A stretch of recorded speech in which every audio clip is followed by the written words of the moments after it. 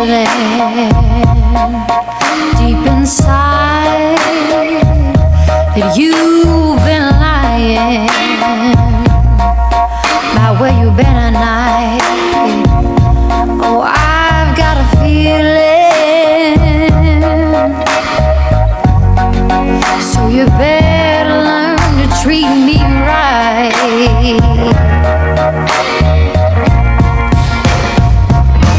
And I've got a fire in my soul, burning desire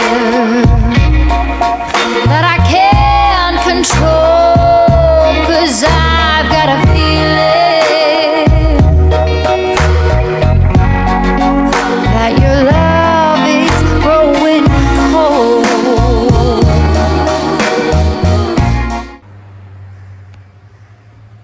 Oke, aku udah siap. Hari ini temenin aku ke kampus karena mau kerja kelompok.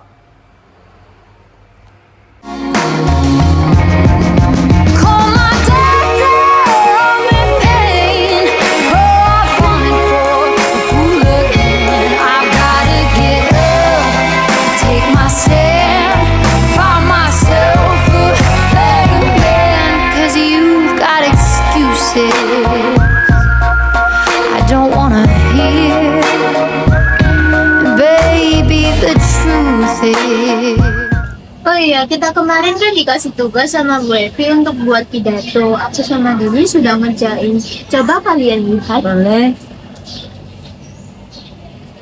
Ini kayaknya ada yang salah ya, Kak? Iya, ini harusnya susunannya nggak seperti ini. Harusnya gimana?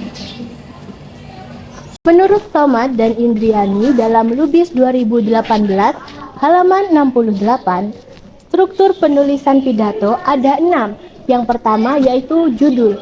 Dalam menentukan judul, seorang calon orator harus memperhatikan audiens serta tema yang akan disampaikan.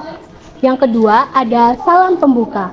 Pada bagian ini mencakup pesan, ucapan bersyukur, dan juga sapaan kepada para audiens. Yang ketiga ada pendahuluan. Dalam hal ini mengandung pengenalan singkat mengenai materi yang akan disampaikan sebagai pandangan umum kepada para audiens.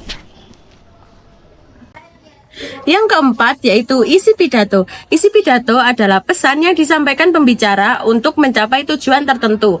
Isi pidato ini dapat berupa penyampaian ilustrasi, fenomena faktual, cerita singkat, pernyataan umum, dan argumentasi. Bagian isi harus disampaikan dengan jelas dan meyakinkan. Tujuannya agar audiens dapat memahami dan menerimanya. Yang kelima yaitu penutup pidato. Penutup pidato merupakan simpulan dan harapan yang disampaikan oleh pembicara serta ucapan permintaan maaf atas kesalahan selama berpidato. Dan yang terakhir, yang keenam, yaitu salam penutup. Salam penutup adalah bagian terakhir dari suatu pidato yang berisi ucapan terima kasih yang disampaikan pembicara kepada audiens. I won't be crying no more tears. Gaya bahasanya juga kurang tepat deh. Harusnya gimana? Menurut Kerov 2004, gaya bahasa dalam pidato mencerminkan cara seseorang memilih dan juga menggunakan kata-kata untuk menyampaikan pikirannya. Ia membagi gaya bahasa menjadi beberapa jenis. Yang pertama ada gaya bahasa retoris. Gaya ini menggunakan pertanyaan retoris, yaitu pertanyaan yang diajukan bukan untuk mendapatkan jawaban, melainkan untuk menekankan suatu poin yang disampaikan. Yang kedua ada repetisi atau pengulangan. Repetisi bertujuan untuk menekankan argumentasi kita. Yang selanjutnya ada klimaks. Lalu yang kedua ada gaya bahasa kiasan. Gaya bahasa ini meliputi penggunaan jenis majas-majas, yaitu majas metafora, simile, dan juga personifikasi. Yang terakhir ada gaya bahasa langsung dan tidak langsung. Gaya bahasa ini menyesuaikan dengan audiens dan juga tujuan. Gaya bahasa langsung, bahasa yang digunakan cenderung tepat sasaran dan juga to the point. Selanjutnya, gaya bahasa tidak langsung cenderung menyamarkan maksud sebenarnya melalui penggunaan majas, perumpamaan, dan juga sindiran. Oh gitu. Aku mau coba ngafalin dah. Soalnya aku kesulitan dalam ngafalin. Iya, boleh. Menurut Nika Audiana tahun 2023, menghafal informasi kunci merupakan salah satu komponen penting untuk menyampaikan pidato secara efektif. Nah, ada 3 tips untuk mengetahui informasi kunci sekaligus cara menghafal materi pidato yang bisa Anda terapkan. Pertama, buat catatan berisi garis besar, yaitu apa poin utama yang ingin Anda sampaikan kepada audiens. Yang kedua, gunakan metode chunking atau memory tree untuk membagi pidato menjadi 2 bagian, yaitu yang pertama, informasi utama, dan yang kedua, bagian cabang yang berisi detail dari informasi utama.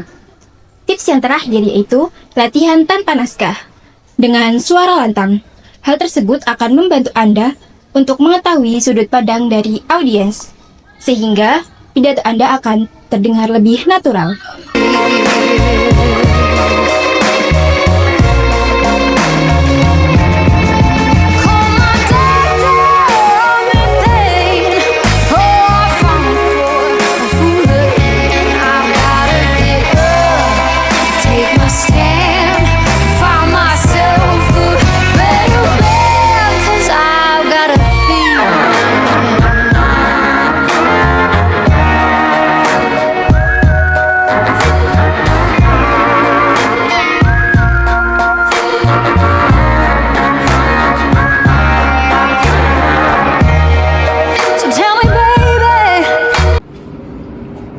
Ya baik teman-teman, mungkin bisa dimulai dulu prakteknya sambil nunggu Bu Evi. Bu Evi tadi menghubungi, katanya nanti telat.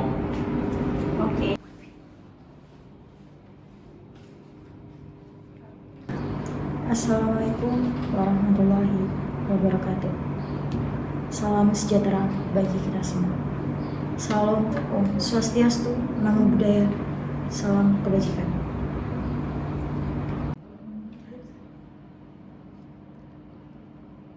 Kok suaranya gitu ya? Kok ekspresinya kayak gitu ya? Iya, gerakan tubuhnya juga kurang nggak sih?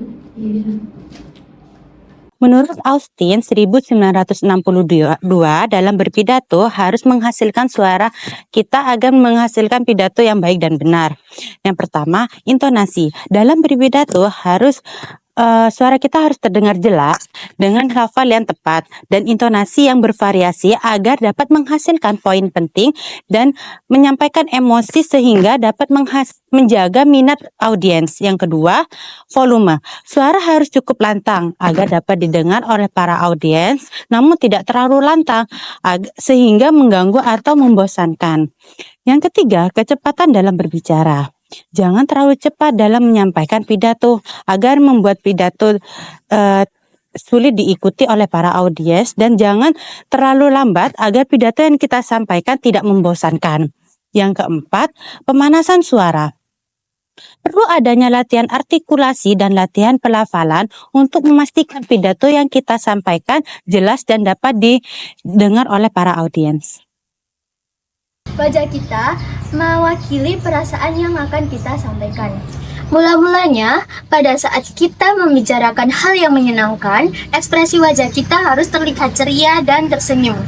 Jika membahas sesuatu yang serius, gunakan ekspresi wajah yang lebih tenang dan fokus. Jangan biarkan ekspresi wajah kita terlihat datar atau tidak berekspresi. Dengan begitu, para audiens akan merasa bosan. Selanjutnya, gerak tubuh. Gunakan tangan untuk menekankan poin-poin penting. Misalnya, kita membuka tangan untuk menunjuk atau mengajak audiens. Nah, gunakan postur tubuh yang tegak, jangan membungkuk. Dengan begitu, kita akan terlihat lebih percaya diri. Nah, juga hindari gerakan yang berlebihan atau gelisah. Dengan begitu akan mengalihkan perhatian audiens. Jadi, jangan kaku ya. Dalam membangun citra diri saat berpidato, menurut para ahli, fokus utama adalah menyampaikan materi dengan jelas dan meyakinkan, disertai dengan sikap percaya diri dan pengelolaan bahasa tubuh yang baik.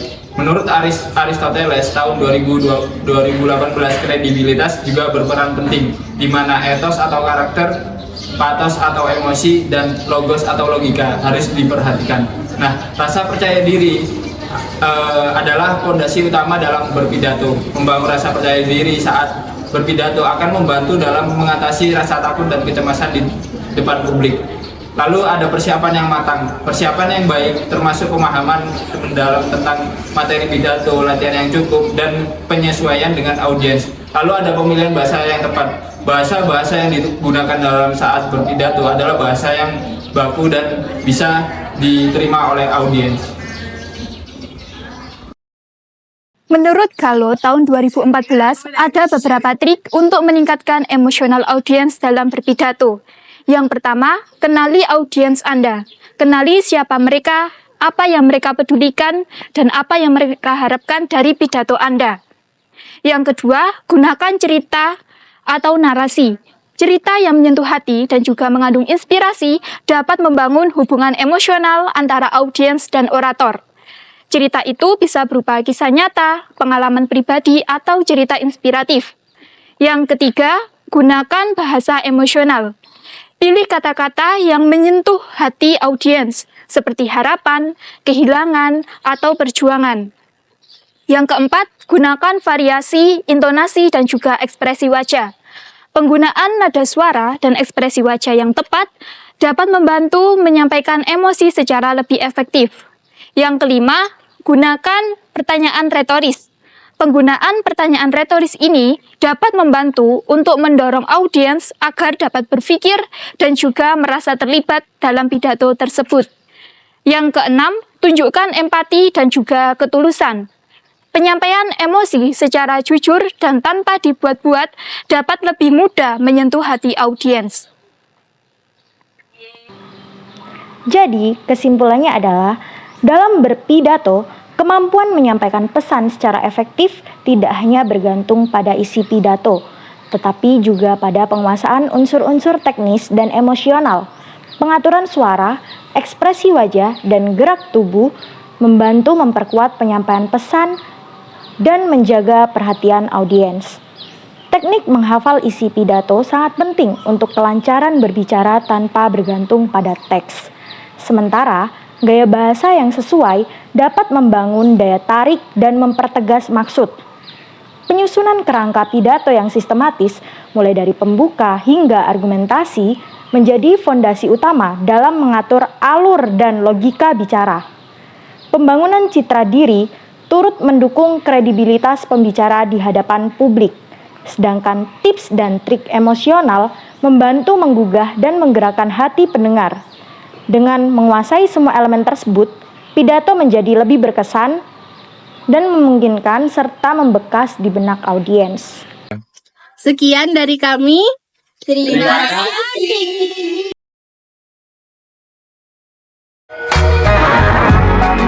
Tell me, baby, 'cause I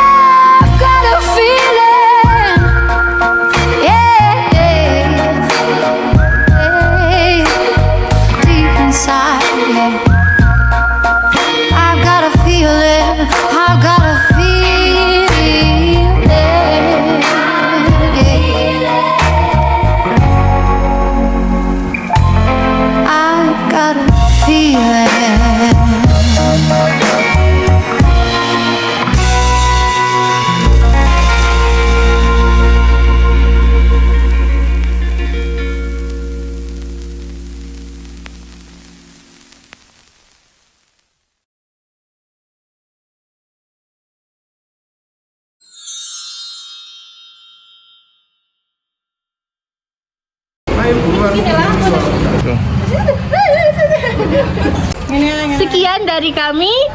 Terima kasih. Ayo kamu langsung. Gitu ya.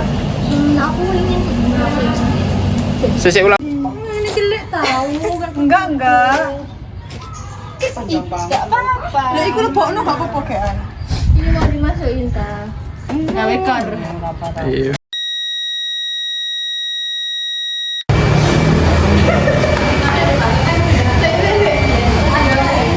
Suaranya gitu ya.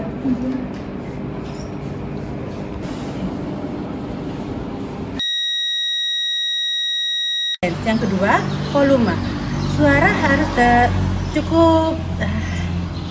Terima kasih untuk dirimu karena kau temaniku. Jangan pernah pergi dari hati ini. Hanya kau yang